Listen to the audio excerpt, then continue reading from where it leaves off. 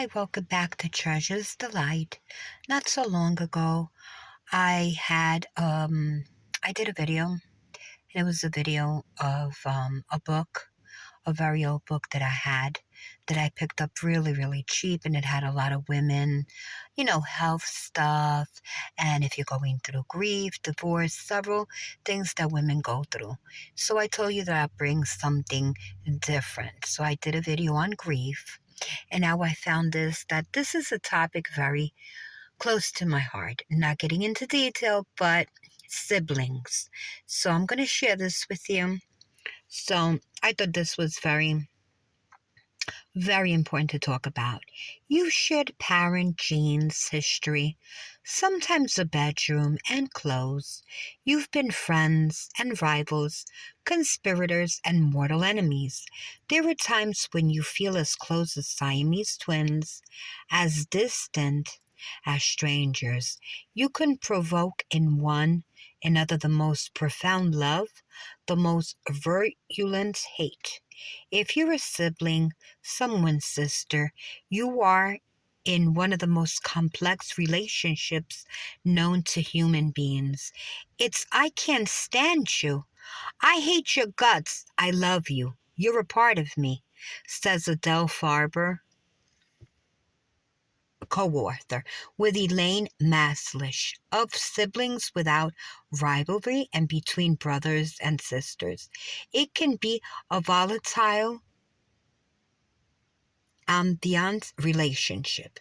In her studies of sibling relationship among adult University of Indianapolis researcher Victoria Hilovich Bedford, PhD, found that for most people the sibling relationship is fraught with expectation, um, obligation, and conflict. Siblings at all ages and with all sorts of relationships believe they can always rely on one another. Although they are rarely tap one another for help, sisters especially view what is that word, breaches and breaks in relationships as temporary. When they separate, they always expect to reconnect later, and they do, breeding a conflict. Yet Dr. Belford, who studied same-sex siblings, also found that sisters are more likely to have conflict than brothers, possibly because throughout their lives they are more emotionally involved with one another.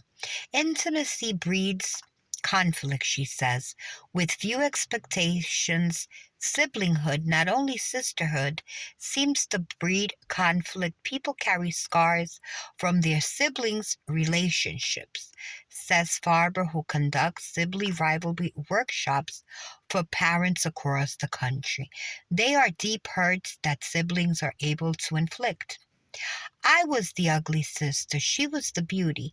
I was stupid. She was the smart one. It hurts so deeply. Often we define ourselves in the terms of siblings, and their first impression tends to be the lasting.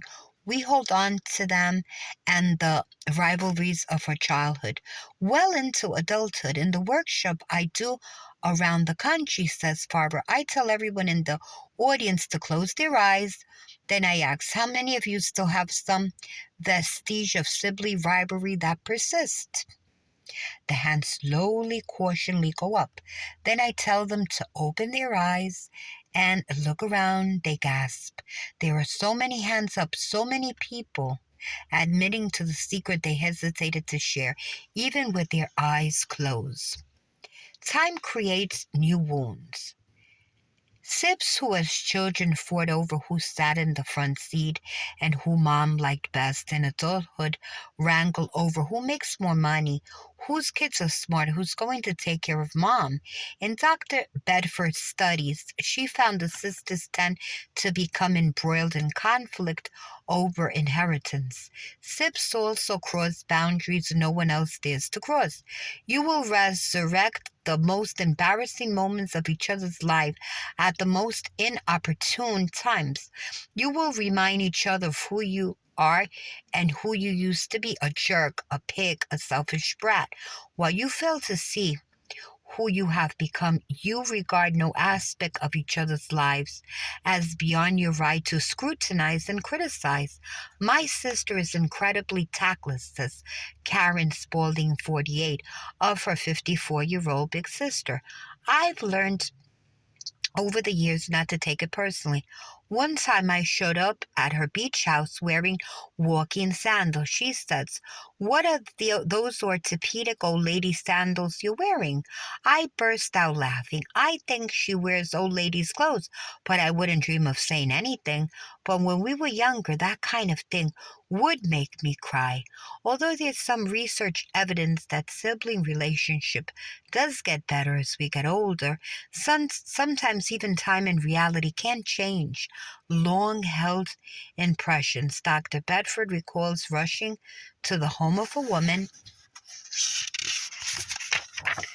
in the research study to finally meet the woman's sister, whom she had described vividly in the family as the family beauty. This was no beauty expert in her sister's eyes, said Dr. Bedford. To me, the sister in my study was the beautiful one.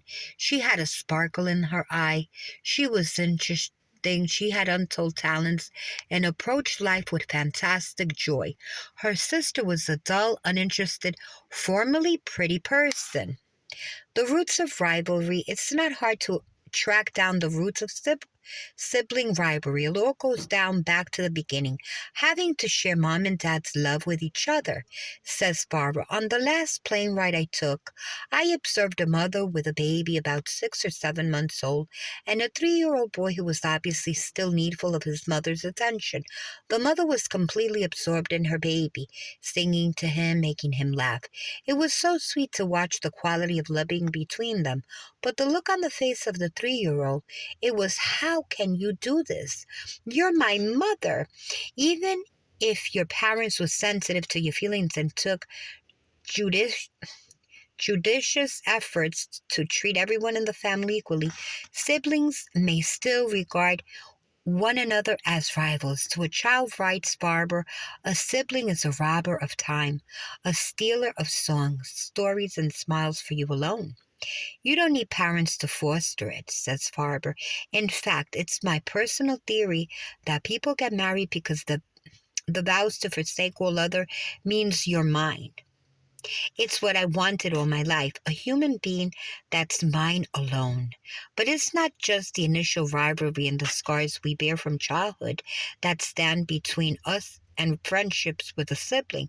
Despite the fact that sibs share roughly half of the same genes, we may be no more alike than two strangers on the street, says researcher Judy Dunn and Robert Pluman. In their book, Related, We May Be Dramatically Different, people who experience what seems to be a common life is dramatically different ways, screening it through our diverse personalities. Asked to relate the same story from your childhood, you and your siblings will probably sound like characters from the Japanese play Rashomon, in which eyewitness to a crime give widely different accounts. Barbara tells a story about herself as a young girl at 10, waiting eagerly for her much adored big brother to come home from his job in the city. When he arrived, he asked her to take a walk with him after supper. "It was what I was waiting for. He wanted to talk to me," recalls Farber. But when they had gotten 50 yards from the house, her brother handed her a dime and asked her to cover for him. He was going to meet a girl. I was devastated. It was my first male rejection, she says. But when, as adults, she brought up the incident, her brother had only a sketchy recollection of it. It's so typical of siblings. She says the single most devastating memory to one isn't remembered at all by the other. Yet, no matter how far apart we are geographically, experimentally, or psychologically, the sibling bond can be a strong one. We may be drawn together by some kind of emotional gravity. "I'm so different from my brothers and sisters," says Farber. "My sister is a pragmatic person, good with numbers. My brother is a businessman. I'm more emotional. It wouldn't appear there's a close connection between us yet. One Sunday, we decided to visit my father at a nursing home. My brother and sister came to pick me up. I was about to get in the back of the car when they said, "No, sit up front with us." When I slipped in front of the car, I felt so snug, so overwhelmed with good. It felt how primitively familiar it felt sitting in the car between my brother and my sister. There was something physical about it. It was all my genetic cells were saying, "Oh, happiness, happiness, the family is together again."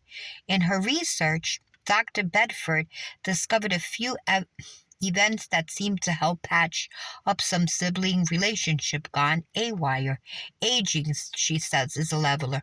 As we get older, we value family more and feel more obligated to maintain contact. Making a geographical move also seems to remind us of how much we need our sibs. You lose your neighbors, so you begin to rely on your sisters. You're on the phone yakking with her. Although it can have the opposite effect, the death of a parent can bring siblings closer together, particularly if it brings them into closer contact, says Dr. Bedford. People like each other the more they see each other. Circumstances such as a parent's death that give you more reason for contact helped some of the people in my research group. The emotional aspect of their relationship improved.